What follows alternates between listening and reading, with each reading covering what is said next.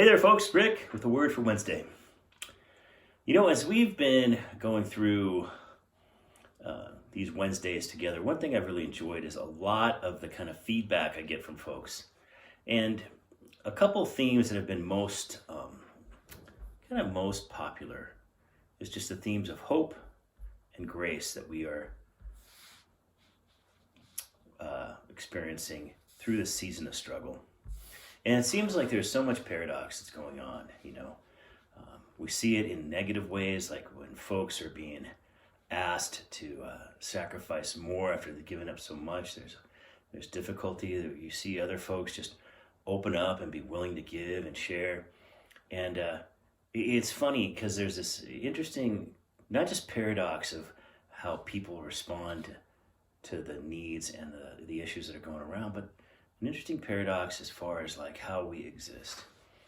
So one of the things I'm going to look at is the Beatitudes. We're going to start a little cycle here, series going through the Beatitudes and looking at what the Beatitudes mean to us in the midst of struggle, because it's elevating people in a place of lack or in a place of need for the sake of the kingdom and what they bring. So one of the things I want to start off with is just looking at blessed are the poor in spirit, for theirs is the kingdom of heaven. That to me just speaks volumes, because folks that are poor in spirit, I think, are actually the poorest of all. If you're poor in spirit, you can try to medicate by things, you can try to medicate by having stuff, you can try and buy your way out of a sense of poverty in your spirit, that emptiness, that loneliness. You can try to fill it with relationships. You can try a myriad of things to solve that problem, but at the end of the day, you're empty and you're poor in spirit. To be poor in spirit, to have no possession or worth or value in the realm of your spirit, the place of your life where that houses, the emotions and confidence and identity that you are. But yet Jesus blesses that. And he says, because of that, ours is the kingdom of heaven.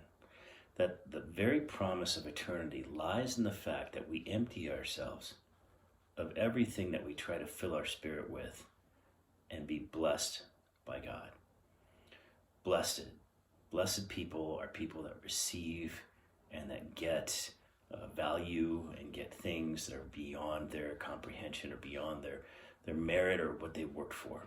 And yet, blessed are the poor in spirit, the people that have nothing in their spirit, for theirs is the kingdom of heaven. That eternity lies in that space. That our possession will be the ultimate of possessions, and all we have to do is empty ourselves of the things that we try to fill ourselves with. Isn't that an interesting paradox? And it's interesting how kingdom life is like that. The greatest shall be the least, the first shall be last. The richest of a king, the riches of the king of the universe, are for those who are the poorest of spirits. To empty ourselves, to have nothing other than the very thing that sustains us and gives us life, and that is truly God and his presence. See, in this life that we're living right now, in this crazy political climate, this crazy pandemic climate, this crazy economic climate, it's almost pointing us in a direction to ask this: what do we have left that is really the value, and what do we have to lose by emptying ourselves? And I guess there's an artificial sense of, well, I have this, I have my home, I have my things, I have my gear, I have my fun stuff, I have my toys. But at the end of the day, we can't take it with us. It's empty. Blessed are the poor in spirit. And I think when we have that realization that these things mean nothing, that we hold them with an open hand and say, God, these are yours. Take them as you will. There's a difference. There's a change. And a change in what we value and a change in how we look at things. Because when we start looking at the things of the kingdom that are eternal and value that and realize that that's what matters most, we have to throw people into that mix. People are eternal. People are created in the image of God. Their image bearerness of people is something that we have to look at and connect with and appreciate. So when we look at someone in need, we have to say, look, you're created in the image of God. I love you. And it's not about what they're things. We're actually looking at them in the most pure, non-judgmental, honest way. That love is based on what people are created to be in the image of God, and not what they accomplish, what they own, or what position they hold in society. Blessed are the poor in spirit, for theirs is the kingdom of heaven.